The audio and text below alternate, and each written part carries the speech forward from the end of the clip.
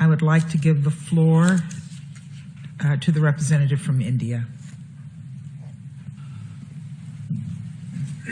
Madam Chair, Excellencies, let me begin by thanking United States for organizing this ministerial meeting on global food security.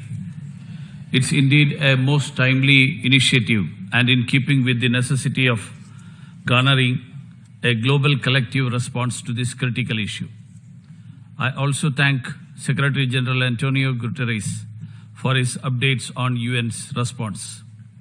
The global impact of COVID-19 pandemic and ongoing conflicts, including in Ukraine, has impacted lives of ordinary people adversely, particularly in the developing countries with spiraling energy and commodity prices and disruptions in global logistical supply chains. The 2022 Global Report on Food Crisis has reported that 139 million people across the world suffered from conflict-induced acute food insecurity, up by around 30% reported previously. The situation is therefore severe and cannot be neglected.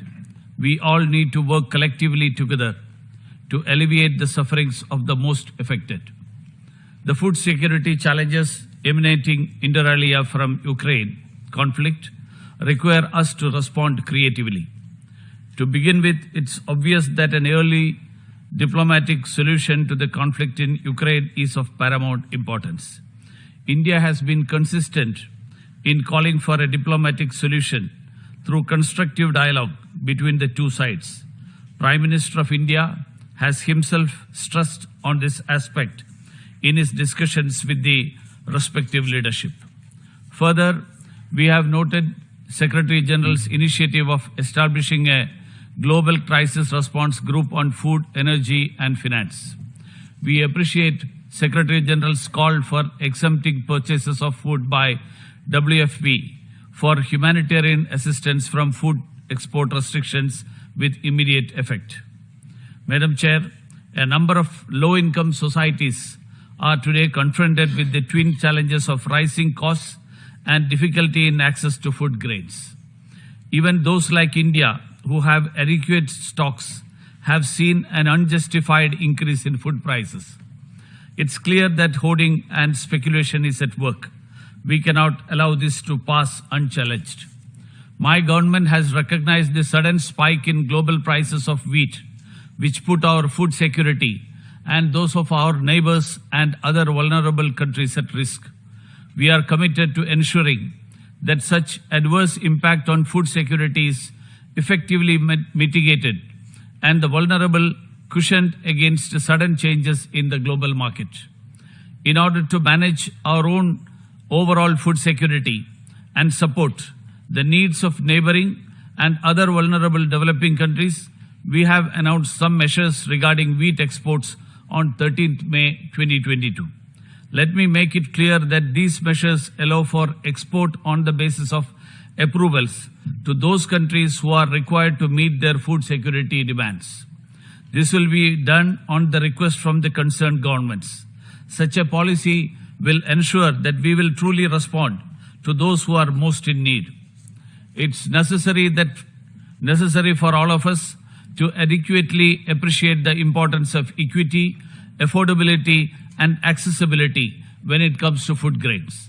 We have already seen to our great cost how these principles were disregarded in the case of COVID-19 vaccines.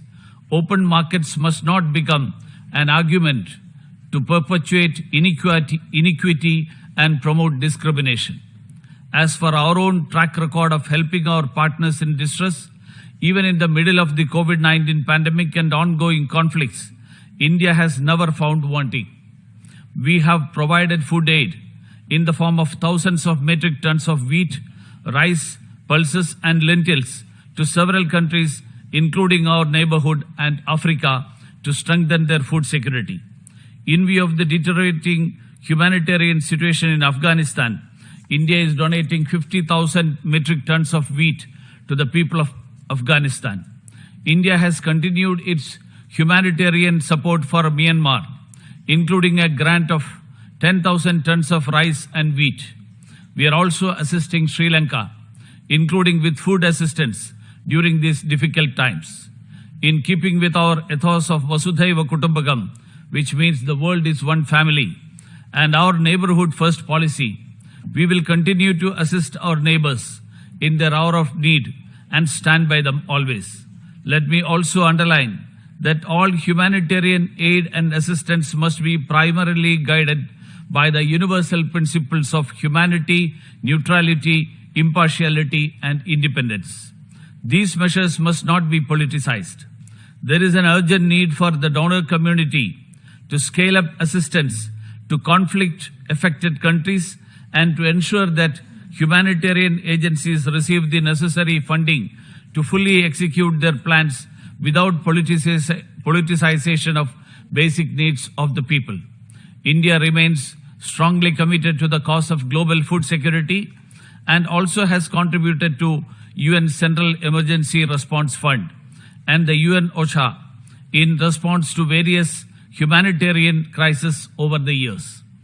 Our spearheading of the UN General Assembly resolution for declaring year 2023 as the International Year of Millets was aimed at addressing similar such food security challenges. In conclusion, Madam Chair, let me emphasize that India will play its due role in advancing global food security, and it will do so in a manner in which it will uphold equity, display compassion, and promote social justice. Thank you, Madam Chair.